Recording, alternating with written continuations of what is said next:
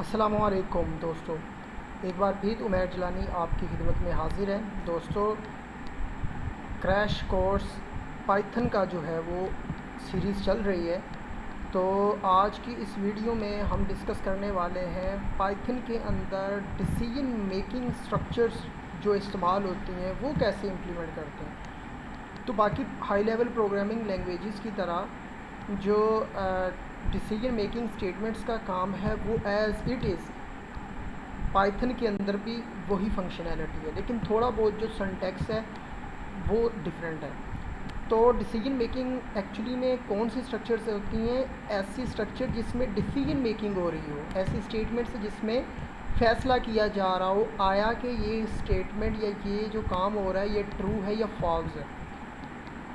For example मुझे पता लगाना है कि ये नंबर इवन है या ऑड है, तो यहाँ पे हमें किस चीज़ की ज़रूरत पड़ रही है? हमें डिसीजन मेकिंग की ज़रूरत पड़ रही है कि आया कि ये नंबर जो है इवन है या ऑड है। या इसी तरह और मतलब कि आपने कोई प्रिडिक्शन करनी है, तो जिसमें आपने मतलब कि प्रिडिक्ट करना है कि आज वेदर क्लाउडी है, क्या आज बारिश हो पाएगी या नहीं होगी।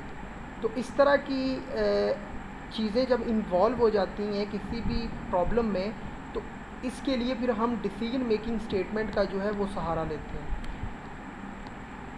तो इसमें मुख्तलिफ़ किस्म की स्ट्रक्चर्स जो हैं वो इस्तेमाल होती हैं। सबसे पहले डिसीजन स्ट्रक्चर्स देख लेते हैं है क्या। Decision structures evaluate multiple expressions which produce true और फॉल्स एज आउटकम, ठीक है। और Python provides following types of decision making statements. कौन कौन सी? मतलब कि ऐसी स्टेटमेंट्स जिसमें डिसीजन करने की कैपेबिलिटी हो, ठीक है ना। और इसमें हमारे पास कितनी टाइप्स की होती हैं? एक होती है इफ़ स्टेटमेंट होती है, एक होती है इफ़ एल्स स्टेटमेंट होती है, एक होती है इफ़ स्टेटमेंट होती है, और एक होती है नेस्टेड इफ़ स्टेटमेंट होती है। इन सब को जो है बारी बारी डिस्कस करते हैं। तो सबसे पहले देखते हैं इफ़ स्टेटमेंट। देखिए, इफ़ का मतलब होता है अगर, यानी कि an if statement is written by using the keyword if. इसका सिंटैक्स क्या है? इफ़ के बाद आपका आ जाएगा एक्सप्रेशन, जो भी आपने कंडीशन लगानी है, और लास्ट में आपकी स्टेटमेंट होगी जिसके अंदर आपने कोई भी प्रोग्राम जो है वो आपने यहाँ पे लिखना होगा कि आया कि ये ट्रू है या ये फॉल है। यानी कि फॉर एग्ज़ाम्पल यहाँ पे एक स्टेटमेंट है, आपने मतलब कि पता लगाना है कि इफ़ मतलब कि 4 डिवाइडेड बाय, या यूँ कह लें इफ़ 4 मॉडुलस बाय 2, यानी कि अगर 4 जो है कम्प्लीटली डिवाइड हो जाता है 2 पर, इक्वल टू है, तो हमारे पास इक्वल टू आ जाए 0, यानी कि रिमाइंडर हमारे पास क्या आ जाए? 0। तो स्टेटमेंट में क्या आ जाना चाहिए कि ये नंबर क्या है? ओड इवन है, या ये क्या है, या फिर ये एक 2 के ऊपर पूरा पूरा तकसीम होने वाला नंबर है। 0 ये बताएगा। लेकिन अगर कोई रिमाइंडर उसमें 1 आ जाए या इसके अलावा कोई भी 0 के अलावा कोई भी रिमाइंडर, तो इसका मतलब ये है कि ये एक ओड नंबर है। अगर 0 आ जाए तो ये क्या है? एक इवन नंबर है, ठीक है। तो ये मतलब कि देखें, अब इसमें होगा ये कि सिर्फ एक ही स्टेटमेंट एग्जीक्यूट होगी, ठीक है ना। या तो आप यहाँ पे डिस्प्ले करवा लें कि ये एक इवन नंबर है, या डिस्प्ले करवा लें कि ये एक ऑड नंबर है, ठीक है ना। अब ये देखें, नीचे एक और एग्जांपल दी हुई है। एग्जांपल में उसने कहा हुआ है कि ए 33 है, बी 200 है। अब B if B greater than है ए के, अब बी के अंदर क्या स्टोर है? 200, और ए के अंदर क्या है? 33। तो डेफिनेटली 200 ग्रेटर दैन है 33 के, तो प्रिंट क्या हो जाए? बी इज़ ग्रेटर दैन ए, तो ये प्रिंट हो जाएगा। अगर मतलब कि ये फाल होती तो ये प्रिंट ना होता है इसमें, ठीक है ना। यानी कि एक ही एट अ टाइम हो रहा है, तो इसके लिए इफ़ स्टेटमेंट इस्तेमाल हो रही है, B is greater than A, ठीक है। इसके बाद आ जाओ इफ़ एल्स स्टेटमेंट पे। An else statement contains the block of code that execute if the conditional expression in the if statement resolve to 0 or a false value. अब else आ गई, एल्स का मतलब होता है वरना। इसका सिंटैक्स है इफ़, यहाँ पे आ जाएगी कंडीशन आ जाएगी, फिर आगे स्टेटमेंट, यानी कि अगर तो वो जिस तरह पीछे वाली एग्जांपल में था बी इज़ ग्रेटर दैन ए, अगर मतलब कि फॉल होती है तो फिर फॉल वाली जो डिस्प्ले होगी वो वरना में जाके होगी। अगर तो मतलब कि वो फॉल कंडीशन है, फिर जो फॉल होगी वो जाके इस स्टेटमेंट में जो है वो एग्जीक्यूट हो जाएगी। ठीक है, ये एग्जीक्यूट हो जाएगी। नेक्स्ट जो है Python if else if. The if else keyword is Python way of saying if the previous condition were not true. अगर वो ट्रू नहीं हो रही देन क्या करना है, ट्राई करना है इस कंडीशन को फिर से। यानी कि इफ एक्सप्रेशन वही पीछे वाली example, if B greater than है किसके, ए के, तो क्या हो जाता था, यहाँ पे आ जाता था कि बी ग्रेटर देन है ए के। अगर यहाँ पे बी जो है वो लेस देन है ए के, तो फिर इसको स्किप करेगी और नेक्स्ट इस पे चले जाएगी, इस पे फिर कंडीशन लगाएंगे। ठीक है ना, अगर फिर ये ट्रू होगी तो ये वाली एग्जीक्यूट हो जाएगी, अदरवाइज़ अगर ये फॉल होगी तो एल्स वाली ब्लॉक के अंदर आपने जो भी रखा हुआ होगा वो आपका डिस्प्ले हो जाएगा। ओके, तो ये है इफ एल्स। अब एग्जांपल देख लें, यहाँ पे बी ग्रेटर देन है ए के, ठीक है ना, लेकिन यहाँ पे क्या है, बी लेस देन है, क्योंकि बी में 33 है, बी लेस देन है ए की, ये कंडीशन फॉल होगी तो यहाँ पे आ गई। अब ए है, ए में क्या रखा हुआ है 200, 200 बराबर है या इक्वल है किसके, बी के, ये भी फॉल है, ये फॉल हो गई। अब एल्स पे जाएंगे, प्रिंट क्या हो जाएगा कि ए इज़ ग्रेटर देन है बी के। तो ये देखा ना, यहाँ पे ये इस्तेमाल हुई। तो जनाब अली नेक्स्ट पे आ जाएं ज़रा। नेक्स्ट में आ जाता है हमारा नेस्टेड इफ़, यानी कि इफ़ के अंदर और मल्टीपल इफ़ स्टेटमेंट का होना, ये नेस्टेड इफ़ स्टेटमेंट कहलाती है। यानी कि ए इज़ इक्वल टू 2 है, इफ़ ए जो है ये ग्रेटर देन है 1 के, तो if A is equal to हो 2 के, तो प्रिंट क्या हो जाए, डन। ठीक है ना, ये देखो ए जो है ये ग्रेटर देन है 1 के, कंडीशन तो ट्रू हो गई, और ए बराबर है 2 के, डेफिनेटली ए उधर कंडीशन ट्रू हुई तो ए के अंदर ट्रू आ गया, ये दोनों बराबर हैं, तो क्या हो गया, प्रिंट हो गया, डन हो गया, कि ये प्रिंट क्या हो गई है, डन हो गई। तो इसी तरह जो है नेक्स्ट हमारे पास आ जाता है कि लूप्स। लेकिन आज की वीडियो के लिए सिर्फ इतना ही। डिसीजन मेकिंग स्ट्रक्चर हमने देख लिया है, लेकिन एनाकोंडा का जो एनवायरनमेंट आपको मैंने जुपिटर नोटबुक का जो दिया था वही आप दोबारा से एक बार देख लेंगे। लेकिन मैं कहता हूँ मेरे ख्याल में जो है आगे लूपिंग स्ट्रक्चर जो है वो भी इसी के साथ ही कवर कर लेते हैं।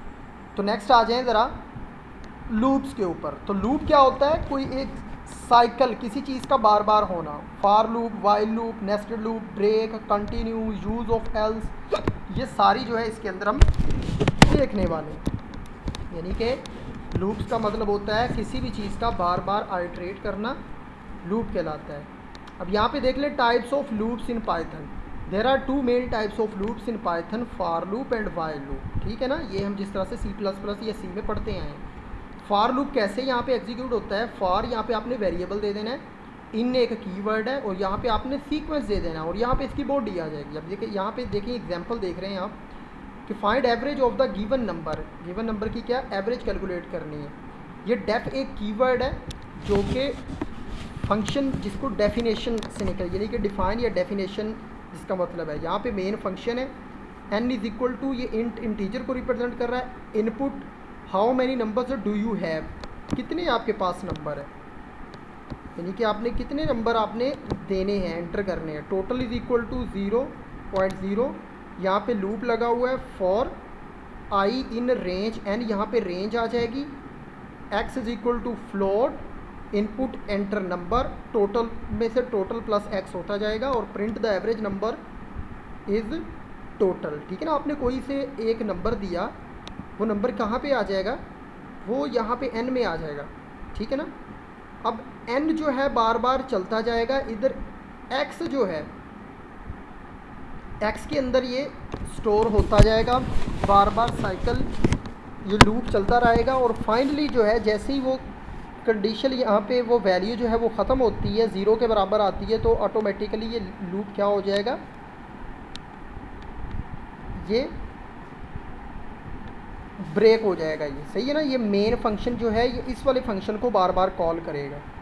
The average of the number is total, total के अंदर आके वैल्यू जो है वो आपकी स्टोर होती रहेगी। इनपुट में फॉर एग्जांपल आपने 5 दे दिया, 5 कहाँ पे आ गया, यहाँ पे 5 आ गया। टोटल में इस टाइम पे क्या पड़ा हुआ है, यहाँ पे ज़ीरो पड़ा हुआ है। 5 प्लस ज़ीरो कितना हो गया, 5 ही जवाब आया। अब 5 यहाँ पे ओवर n का मतलब क्या है कि आपके पास कितने नंबर हैं, 5 नंबर है ना, 5 पे डिवाइड कर देगा और 5 और 5 ये डिवाइड हुआ तो जवाब क्या आया, 0 आया। 0 जाके कहाँ पे स्टोर हो जाएगा, इस टोटल पे हो जाएगा स्टोर। ठीक है, इसी तरह आगे जो है ये लूप चलता जाएगा, फाइनली जो है हमें ये एवरेज कैलकुलेट करके दे देगा। नेक्स्ट हमारे पास आ जाता है वाइल लूप। ठीक है, वाइल लूप जो क्या होता है, वाइल लूप में जो है सबसे पहले कंडीशन चेक होती है और उसके बाद जनाबे अली जो है हमारा क्या होता है, आगे स्टेटमेंट एग्जीक्यूट होती हैं। ये जो हमने लूप देखा था ये हमारा लूप था फार लूप। फार लूप को जो है वो काउंटर लूप भी कहते हैं। इसमें आपने सिर्फ नंबर ऑफ आइट्रेशंस देनी होती हैं, बाकी इस लूप ने खुद काम करना होता है और सबसे ये इजी तरीन लूप है। यहाँ पे देखा 5 दी थी, ऑटोमेटिकली वो यहाँ पे इंक्रीमेंट होता गया, डिक्रीमेंट होता गया और आपकी जो स्टेटमेंट एग्जीक्यूट होती गई और फाइनली जब आपकी वो आइट्रेशंस ख़त्म हो गई और यहाँ पे उसने रिजल्ट प्रोड्यूस कर दिया और आपकी एवरेज कैलकुलेट होके आ गई। लेकिन वाइल लूप में क्या है, हर बार कंडीशन चेक होगी और नीचे वाली जो है आपकी बॉडी वो एग्जीक्यूट रिज़ल्ट एग्जीक्यूट होगा, रिज़ल्ट आपका आएगा। ये फ़्लो चार्ट है, यहाँ पे कोई कंडीशन लगी हुई है, बार बार वो चलेगा। अगर फाल हुई तो नो वाला ब्लॉक एग्जीक्यूट हो जाएगा और अगर ट्रू हुई तो ये वाला ब्लॉक आपका क्या हो जाएगा, एग्जीक्यूट हो जाएगा। ठीक है, तो वाइल लूप का सिंटैक्स देख लें आप। वाइल यहाँ पे कंडीशन और ये इसकी बॉडी आ गई। इसी तरह ये आगे example i is equal to 0 while i less than और ग्रेटर देन है 10 के और print i plus is equal to 1 आ गया। तो यहाँ पे क्या है, सबसे पहले कंडीशन चेक होगी, अगर तो ट्रू हुई तो नीचे वाली उसकी बॉडी के अंदर जो भी रखा होगा वो चल जाएगा। चलने के बाद फिर दोबारा से ऊपर आएगी, कंडीशन में इंक्रीमेंट होगा, डिक्रीमेंट होगा, जो भी आपने किया हुआ होगा कंडीशन के अकॉर्डिंग। फिर यहाँ से दोबारा फिर वो एक कंडीशन चेक होगी, ट्रू हुई तो दोबारा फिर चला जाएगा। लेकिन अगर कंडीशन फाल हुई तो यहाँ से लूप जो है आपका टर्मिनेट हो जाएगा। ठीक है, प्रोग्राम आपका एग्जिट हो जाएगा। इसी तरह ये सामने देख रहे हैं एग्जांपल है i इज इक्वल टू 0 है वाइल i लेस देन और इक्वल टू 10, यानी कि i की वैल्यू जब तक 10 के बराबर या 10 से लेस देन रहेगी तो लूप आपका चलता रहेगा। और जैसे ही यहाँ से कंडीशन 10 से क्रॉस करने लगेगी तो ये फॉल हो जाएगा और यहाँ से नो के ऑप्शन के बाद ये प्रोग्राम आपका टर्मिनेट हो जाएगा, एग्जिट हो जाएगा। ठीक है, तो ये जो है देखें और यहाँ पे जो है प्लस का मतलब ये है कि हर बार जो है इंक्रीमेंट i में जो है इंक्रीमेंट होता जाएगा। ओके, तो ये हमारे पास है वाइल लूप, इस तरह से काम करता है। तो लूप्स के अंदर जो एक नेस्टेड लूप होता है, लूप के अंदर लूप का होना। तो यहाँ पे आप देखें ज़रा, फॉर आगे वेरिएबल, फिर आगे इसका sequence, for variable in sequence statement. ठीक है, फिर इसके बाद एग्जाम्पल है, एक ADJ वेरिएबल है, उसमें रेड बिग और टेस्टी है और आगे फ्रूट इसमें है apple banana cherry for x इन 8 जन। और यहाँ पे एक लूप आउटर लूप ये है और एक लूप इनर ये है और print x dot x comma y जो है ये प्रिंट होता रहेगा। ठीक है ना, तो फॉर x जो है इनिशियली इसके अंदर क्या होगा, यहाँ पे ADJ के अंदर जो है रेड है। ठीक है, x के अंदर रेड आ गया और फ्रूट के अंदर क्या है, एप्पल। तो जब प्रिंट करेंगे तो क्या आ जाएगा, रेड एप्पल जो है ये हमारा प्रिंट हो जाएगा। ऐसे ये हमारा जो नेस्टेड लूप है, नेस्टेड लूप जो है ये ऐसे काम करता है। इसके बाद जनाबे अली आगे आ जाता है हमारे पास ब्रेक की statement. Break is use to exit for loop और अ वाइल लूप, यानी कि फॉर लूप और वाइल लूप को जो है ब्रेक करने के लिए, उसको स्टॉप करने के लिए, एग्जिट करने के लिए ब्रेक स्टेटमेंट इस्तेमाल होती है। ये देखिए, count is equal to initialize किया हुआ है 0 के, वाइल ट्रू प्रिंट जो है यहाँ पे काउंट कर दिया और काउंट प्लस इंक्रीमेंट हो रहा है 1 का। इफ़ काउंट ग्रेटर दैन और इक्वल टू हो गया 5 के, यानी कि काउंट जैसे ही ग्रेटर दैन हुआ, किसके बराबर हुआ या ग्रेटर दैन हुआ, किसके 5 के, तो क्या हो जाएगा, ये स्टेटमेंट ब्रेक हो जाएगी और नीचे जो आपकी आउटपुट आएगी वो 0 से लेके 4 तक आएगी। कंटिन्यू की स्टेटमेंट जो है, continue is use to skip the current block. Current block जो है उसको स्किप करने के लिए इस्तेमाल होती है। ये देखिए फॉर एक्स इन रेंज 10 है इसकी, check if x is even, अगर जो एक्स हो वो हमारा क्या हो, इवन। इफ़ एक्स रिमाइंडर या मॉडुलस 2 इज़ इक्वल टू 0, तो ये क्या हो जाएगा, कंटिन्यू हो जाएगी। तो जनाब अली x in range 10 check if x is even, x check करेगा कि ये इवन है या ओड है। If x modulus operator 2 is equal to 0, तो एक्स में क्या है इस टाइम 10 है, डिवाइडेड बाय 2, तो ये देखें डिवाइडेड बाय क्या हो गया 2, तो जवाब क्या आएगा, रिमाइंडर क्या है, 0 ही आएगा। बिल्कुल ठीक है, ये ट्रू है। तो यहाँ से क्या कर देंगे, इसे कंटिन्यू कर देंगे। कंटिन्यू जब करेंगे तो ये क्या होगा, ब्लॉक जो होगा वो क्या हो जाएगा, स्किप हो जाएगा। इसी तरह से दोबारा फिर ऊपर आएगा और बारी बारी ये इसमें से जितने भी ऑड नंबर्स होंगे उनको प्रिंट कर देगा। और यहाँ पे जो है देखें ये कंटिन्यू की स्टेटमेंट है वो इस्तेमाल हो रही है। ओके, सो नेक्स्ट हमारे पास आ जाता है use of else. When we can use else for loops when the loop condition of for और वाइल स्टेटमेंट फेल्स, जब ये दोनों की कंडीशन क्या हो जाती है, फेल्स। ठीक है, then code part in else is execute, तो एल्स का जो पार्ट है वो क्या होता है, एग्जीक्यूट हो जाए, जिस तरह मैंने पहले बताया। If break statement is executed inside for loop then the else part is skipped, अगर ब्रेक की स्टेटमेंट एग्जीक्यूट हो जाए तो एल्स का पार्ट क्या होता है, वो ऑटोमेटिकली क्या हो जाता है, वो स्किप हो जाता है अगर ब्रेक स्टेटमेंट को यूज़ किया हुआ हो। The else part is executed even if there is a continue statement, तो एल्स पार्ट का क्या हो, ये एग्जीक्यूट होता है अगर कंटिन्यू की जो स्टेटमेंट है वो इस्तेमाल हो रही है। Count is equal to 0 while count less than F5 के प्रिंट काउंट। ये देखिए यहाँ पे ये एग्जांपल को आप अच्छी तरीके से देखेंगे तो आपको समझ में आ जाएगा। इसके बाद हमारे पास आ जाता है फंक्शन।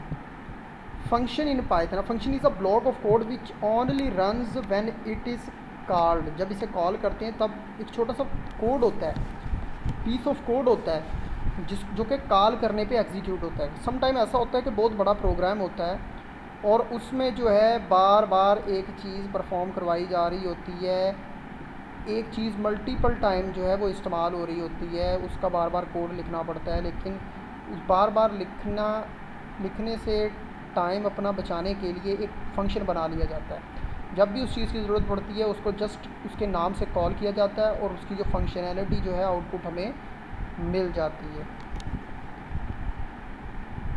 ठीक है, तो उस पर्पस के लिए जो है हमें क्या लेना पड़ता है, फंक्शन का सहारा लेना पड़ता है। ठीक है, तो उसके लिए हम फंक्शन यूज़ करते हैं। ये फंक्शन इंशाल्लाह नेक्स्ट वीडियो में हम डिटेल के साथ देखेंगे क्योंकि वीडियो बहुत लंबा हो चुका है।